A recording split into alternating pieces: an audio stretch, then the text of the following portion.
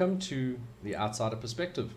My name's Chris, and I've been in the security business now for 15 years. And having seen a lot of what businesses go through, what the end users or clients or customers go through, in terms of trying to understand what security systems are about and what it can do for your business, for their business. It's come to my attention that we need to go back to basics for many persons, more so for just understanding. There are so many systems out there, access controls, surveillance, time and attendance, there's physical barriers, there's electronic detection devices, there's different types of cameras, and it can get all very confusing. But most importantly, I think we need to go back to understanding what you require before you choose what product or system you require. So basically put, we need to understand the lay of the land, and in terms of the business layout, the premises, and I'll be tackling this in a series of videos ranging from perimeter to interior, onion approach, outside in, types of vulnerabilities on a premises, and we may even delve into inner business risks, not just outside threats to a business. So in this video, I'm going to just start with the very beginning of things, take you through what a building or premises might look like. Behind me, I've got a commercial premise, just a warehouse, simple warehouse office environment. But sometimes it's the simple things that we overlook. So let me take you through this. And if you find it helpful, please share, please like, give us a like, and hopefully this information will help others as well. And please follow me if you do find it interesting, and let's engage, please. I'm always happy to engage and find these conversations insightful. No one knows every single thing out there, and that's why this is outsider perspective, because sometimes you just need a different view from a different voice, and hopefully this helps. So let's get into it. So as I mentioned, I have got here a warehouse / office premises, and for everyone out there, this is a very basic model. I have not taken this from any real life examples, and I'll try and do this as best I can so that we keep it as objective as possible. If we need to tackle real world examples, you're welcome to send me some information where you have a premises that you might want to have a look at. If you want me to do a video on it from an outsider perspective, so yeah, we can do that. But for now, let's take a look at a basic warehouse premises. Warehouses range in size and in shape, but the basic understanding that we would all have is that they have a roller shutter door environment. Okay, so this would be where your vehicles load and offload. We've got windows, we've got pedestrian doors as well, so staff coming and going perhaps. There would be an office entrance or office side of the building, so typically employees coming into the office to do admin and other tasks within the organization, and then we have similar features on the other side. So this is a very basic environment, but already for the trained eye, there would be several factors within this model which would possibly or could possibly lead to a potential incident. So we always say potential incident because nothing has happened yet. Obviously, nothing's going to happen in this particular model. That's not how this is designed. But let's just highlight now, if you were thinking about it and you were counting along, I didn't specifically request that you count, but if I'm starting to provoke some thinking, some outside thinking, out the box thinking, then hopefully this will show you what I'm talking about. So we will go to, there we go. Okay, so if we turn this model now transparent, semi-transparent, and highlight all of the potential entry points, because remember we said we're going to start with entry points as a basic. And as you can see, every window is a potential incident point or entry point. The roller shutter doors are potential entry points. Pedestrian doors, potential entry points. So this is a massive structure with not many doors. There's 1, 2, 3 pedestrian doors across the entire building, and only 2 roller shutter doors. So to average Joe out there, it's like, well, it's not very insecure, but for many people it might be extremely insecure or high risk. So just keep in mind that security is subjective. What might be high risk to me might not be high risk to you. So this exercise is not to point out what I think is high risk versus what you think is high risk. The idea is to get you thinking about what could be a potential risk point on your premises. Okay, so normal or typical warehouse operations would involve stock of some kind. So if we come inside, there would be stock left near doors, okay, near windows. There could be no security on site. There could be some security on site, but other times, and more typically, higher valuable items would be within the office environment. Okay, well, let's get hang of our camera there. Okay, so within the office environment, employees come to work. There's computers, there's servers, there's hardware of different kinds that are integral to the functioning of the business. So within this environment, within this space, there is a certain amount of risk. So knowing that there are several several entry points, possible entry points into the office environment, one must decide which is more valuable or a higher risk or higher potential for thieves. Okay, so if the stock that you're manufacturing or distributing is of a lower theft value, which is not very likely in today's environment, then you might consider your office environment to be a higher risk based on whatever hardware is located in there. So from this perspective, okay, and we have several around this building, it might be worth noting that should someone feel this side of the building is of higher value, it also poses then the highest risk in terms of entry points. So if we go back to the shaded model, we can see here that there is also a roof structure,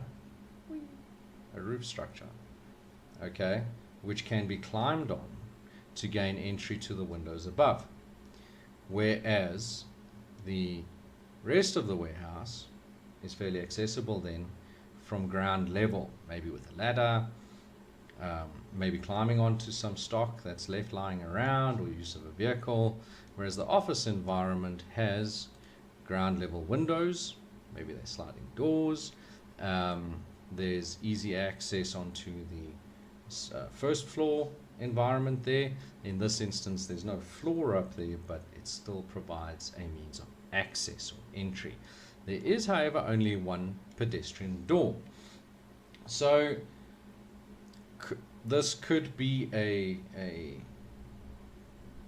higher risk entry point, because if there's only one door to get into, perhaps we look at securing the windows because there are many of them, or we focus our attention on the door because there is only one, which means that that would be the most likely in inverted commas, access point for potential criminals.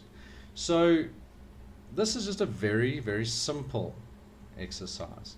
It doesn't take much. If you are the facilities manager of a premises or in charge of security, or even if you're the CEO, CFO, or someone that has an interest in these things, best to take a walk around your premises. Just take a step back, think about what you know, and apply some of these ideas as a means to bolstering your knowledge. And you might actually find several different possible access points which you never considered. So this is what this is all about. Okay, so that was the business side of things, or commercial, premises. Behind me now, I've got a very basic residential application, slightly more detailed in the sense of we have a full perimeter.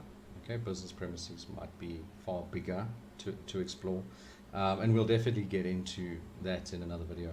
But for now, we're going to take a look at residential, also so from a different perspective, a smaller perspective in terms of premises, a different risk factor, so a different way of thinking.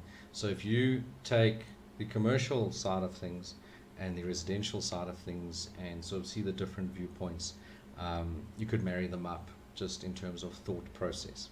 Okay, so let's go into a residential, the basics of access on a residential site. Right, so in the interest of opening things up a bit more, I've taken the roof off the building, just so that we can see more of the access points. We'll take a look at this as well. So in this exercise, I'm not going to make anything transparent. I'm not going to highlight anything. I'm just going to do a sort of fly through around the structure or the premises, and then I want you to do the same exercise this time, knowing now that you can count along with just on your own, and see how many different access points you can see on this building. So we start in the front and we just circle around the back. There we go. Okay. And we'll stop there. Okay. So, right. So from that point of view now, we did a little fly around. It's a house, it's got a yard, it's got a fence. Okay, we're not doing perimeter today. And we saw various access points. So without me going around again, just give that a thought. And think about what you saw and how many possible access points you saw. Okay, think about the warehouse example. So if we have a look there, we have front door, we have garage door, we have windows, window, okay. Nothing on the left side or right side, depending on which side you're walking around. We have possible sliding door environment by the bedroom. We have a back door or rear door. We have windows on what appears to be the lounge, okay, and more windows. Right. So, for your risk factor, or what you think is high value, this is now where we're talking about the warehouse goods versus the warehouse office environment. And if you have a look here, homes have, I think, a little more to deal with in a smaller space, okay, in terms of value, because everybody places a high value on their personal items, more so than on business, depends on which part of the business you're in. So in this instance, we focus on the front door. We had a garage. There's a car in the garage. There's an open plan environment into a lounge. Then you have kitchen and you have bedroom. So typically within a residential environment, most high value appliances would be in a living space, the garage, okay, wherever the vehicle is parked, maybe even a personal office, or even in a bedroom where we keep our cell phones and that kind of thing. At night we charge them while we sleep. So in this instance now, your possible access points are perhaps fewer than in a warehouse environment. However, it does mean that they are closer together, and higher value items are more easily accessible.